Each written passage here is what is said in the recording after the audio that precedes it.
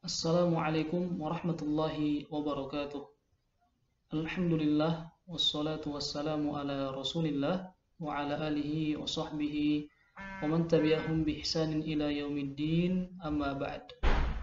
Perkenalkan, nama saya Wahyu Rahmat Syah Burutu, mahasiswa pasca sarjana UIN Sunan Kalijaga Yogyakarta, prodi Pendidikan Bahasa Arab semester 1. Dalam video kali ini saya akan meresensi atau mengulas sebuah buku yang berkaitan dengan ilmu bahasa, yakni buku yang ada di samping saya sekarang ini. Adapun identitas buku yang akan saya resensi adalah sebagai berikut. Pertama, judul buku berjudul Bahasa Indonesia dalam Masyarakat Telaah Semantik. Bahasa Indonesia dalam Masyarakat Telaah Semantik. Ditulis oleh Abdul Khair, merupakan seorang ahli linguistik yang terkenal di Indonesia. Penerbit PT SD Mahasatya Jakarta. Terbit pada bulan Maret tahun 2006. Buku ini merupakan cetakan pertama dengan deskripsi fisik 140 halaman dengan ukuran lebar 14 cm dan panjang 21 cm. Itu merupakan identitas umum buku yang akan saya resensi. Selanjutnya, biografi penulis. Beliau, Abdul Khair, lahir di Jakarta pada 8 November tahun 1940. Merupakan seorang ahli linguistik bahasa Indonesia. Beliau pernah mengajar linguistik umum, semantik, sosiolinguistik, dan psikolinguistik di Universitas Negeri Jakarta dan Universitas Muhammadiyah Profesor Dr. Hamka. Selain sebagai pengajar, beliau juga aktif menjadi pemakalah dalam berbagai konferensi bahasa, serta menjadi penulis buku beragam topik bahasa Indonesia. Penulis, Bapak Abdul Khair, merupakan purnabakti dari jurusan Bahasa dan Sastra Indonesia, Fakultas Bahasa dan Seni, Universitas Negeri Jakarta. Beliau pernah menjabat sebagai Ketua Program Studi Pendidikan dan Bahasa Sastra Indonesia 15 tahun lalu. Beliau lahir di Karet Kubur, Tanah Abang, Jakarta, seorang pensiunan lektor kepala golongan 4D dalam mata kuliah linguistik di Universitas Negeri Jakarta yang dulu disebut dengan IKIP Jakarta. Sebagai seorang dosen dan linguis, ia telah menulis 30 buku tentang bahasa Indonesia dan linguistik. Kemudian, sebagai orang yang peduli terhadap bahasa dan kebudayaan Betawi, ia juga telah menulis buku-buku sebagai berikut. Yang pertama, Kamus Dialek Jakarta. Kemudian, Ketawa Ketiwi Betawi, Kumpulan Humor Betawi. Yang ketiga, Kamus Ungkapan dan Peribahasa Betawi. Kemudian, Kebijakan dan Politik dalam Ketawaan, Kumpulan Humor. Yang kelima, Folklor Betawi. Kemudian yang terakhir, Betawi Tempo Dulu. Sebagai orang yang peduli pada bahasa Indonesia secara umum dan kebudayaan Betawi secara khusus, ia telah menerima penghargaan dari Gubernur DKI Jakarta pada tahun 2002, yaitu Ethnicum Award dari Persatuan Radio-Radio Swasta Sumatera Selatan, Banten, Jakarta, dan Jawa Barat pada tahun 2002, dan Anugerah Budaya sebagai budayawan dari Gubernur DKI Jakarta pada tahun 2011. Itu merupakan biografi ringkas Abdul Khair yang merupakan seorang ahli linguistik yang terkenal di Indonesia.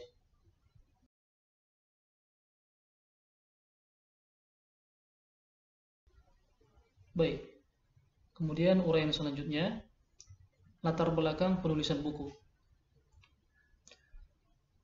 Bahasa Indonesia, bahasa yang kita beri status sebagai bahasa persatuan, bahasa nasional, dan bahasa negara, berasal dari bahasa Melayu, yakni salah satu bahasa daerah Nusantara yang pada awalnya digunakan penduduk pribumi di pantai timur Pulau Sumatera, Semenanjung Malaya, wilayah selatan Muangtai, wilayah Kalimantan Barat, dan Kalimantan Utara. Dalam perkembangannya kemudian, bahasa Melayu ini telah menjadi lingua franca yakni bahasa perhubungan di seluruh Nusantara. Lalu dalam perkembangannya telah melahirkan sejumlah dialek regional dan dialek sosial serta berbagai ragam fungsional. Salah satu ragam fungsional itu adalah ragam pustaka, yakni ragam yang telah memiliki kepustakaan dan telah diajarkan dalam pendidikan formal di sekolah-sekolah. Dalam Sumpah Pemuda tahun 1928, ragam pustaka inilah yang kita angkat dan kita beri nama menjadi bahasa Indonesia. Sebagai bahasa persatuan, bahasa nasional, dan bahasa negara, bahasa Indonesia telah digunakan, namun hanya dalam kesempatan terbatas, yaitu sebagai alat komunikasi antar suku atau dalam situasi formal. Dalam kesempatan lain, sebagian besar bangsa Indonesia masih menggunakan bahasa daerah masing-masing. Hanya sebagian kecil yang menggunakan bahasa Indonesia sebagai alat komunikasi sehari-hari. Secara terus terang, dapat dikatakan bahwa kita belum menggunakan bahasa Indonesia secara optimal, baik dari segi leksikal, gramatikal, maupun semantik sampai sekarang ini. Dalam buku ini, penulis menyajikan 40 catatan tentang kesalahan semantik yang ada di masyarakat kita, masyarakat Indonesia. 40 catatan ini adalah dari sekian ribu masalah seperti yang telah disebutkan. Hal ini dikemukakan oleh pengarang dalam buku ini. Apakah semua itu kesalahan leksikal, gramatikal, atau semantik? Harapan penulis, buku ini akan memberikan kontribusi dalam rangka pembinaan dan pengembangan bahasa nasional kita, bahasa Indonesia. Dan sebelum dibukukan, beberapa catatan yang ada dalam buku ini telah didiskusikan dalam perkuliahan semantik dengan para mahasiswa, begitu juga dengan sejumlah rekan penulis. Selanjutnya, isi cakupan buku. Dalam buku ini terdapat 40 catatan ringkas tentang kumpulan masalah kebahasaan yang diangkat dari masyarakat Indonesia selama lebih dari 20 tahun. Sesuai dengan judul, bahwasanya pembahasan dalam buku ini adalah tentang semantik yang berbicara tentang makna bahasa. Walaupun penulis banyak menyisipkan pembahasan yang berkaitan dengan leksikal dan gramatikal bahasa. Isi dalam buku ini merupakan catatan yang dikumpulkan sejak tahun 80-an yang diangkat dari masyarakat Indonesia, khususnya yang berkenaan dengan kesalahan semantik. Pembahasan dalam buku ini tidak sebagaimana penulisan buku ilmiah pada umumnya yang dibagi berdasarkan bab-bab pembahasan. Dapat dilihat pada daftar isi buku ini bahwa pembahasannya berisi 40 deretan masalah kebahasaan yang dibahas satu persatu. Adapun materi pada setiap bahasan pasti berkaitan dengan kesalahan semantik dalam masyarakat. Kemudian, apabila telah kesalahan bahasa yang sedang dibahas terdapat kesalahan dari sisi leksikal atau gramatikal, maka penulis akan membahasnya terlebih dahulu secara ringkas. Penulis, Abdul Khair, beliau mengatakan, sebenarnya apabila dikatakan kesalahan semantik juga tidak tepat. Sebab, bentuk-bentuk ujaran yang dikatakan berkesalahan semantik itu dapat dipahami oleh masyarakat umum dengan baik. Namun, bila bentuk-bentuk ujaran itu dipersoalkan, maka akan jadi persoalan. Untuk mengetahui cakupan bahasan dalam buku ini, akan saya berikan contoh yang menggambarkan pembahasan ulasan catatan lainnya. Umpamanya, ujaran seorang pengurus masjid sebelum sholat Jumat yang mengatakan kepada para jamaah, yang membawa handphone harap dimatikan. Yang membawa handphone harap dimatikan. Ujaran ini 100% dapat dipahami dan tidak menimbulkan kesalahpahaman. Persoalan baru muncul jika ada orang yang menanyakan kalimat itu saja tanpa memperhitungkan situasinya dengan pertanyaan, yang harap dimatikan siapa? Pemilik handphone atau handphonenya? Kalau menilik kalimatnya itu saja, jelas yang harap dimatikan adalah pemilik handphonenya itu. Konstituen pada kalimat yang membawa handphone berfungsi sebagai subjek penderita, dan konstituen harap dimatikan berfungsi sebagai predikat. Namun, kalau diperhatikan situasinya, makna ujaran yang membawa handphone harap dimatikan merupakan bentuk singkat dari konsep atau ujaran saudara-saudara yang membawa handphone harap handphonenya dimatikan atau tidak diaktifkan agar sholat Jumat kita tidak terganggu. Nah, Demikian yang harus dimatikan adalah handphonenya, bukan pemiliknya. Contoh lain, dalam sebuah resepsi pernikahan, biasanya seorang pembawa acara mengatakan kepada orang-orang yang hadir, setelah memberi dua restu, hadirin dipersilahkan mencicipi hidangan yang tersedia. Hadirin dipersilahkan mencicipi hidangan yang tersedia.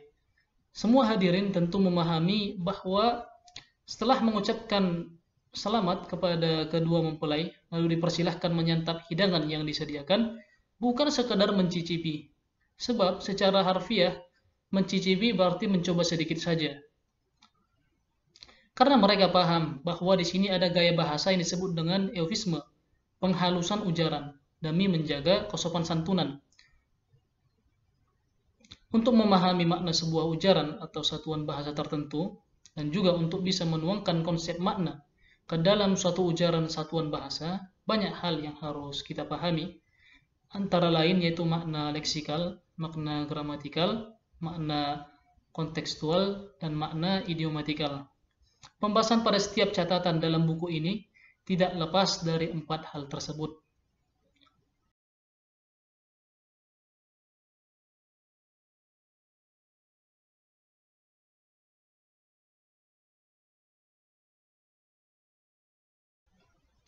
Ulasan yang terakhir, kelebihan dan kekurangan buku. Kita ketahui bersama bahwasanya dalam setiap karya tulis pasti terdapat di dalamnya kelebihan dan kekurangan.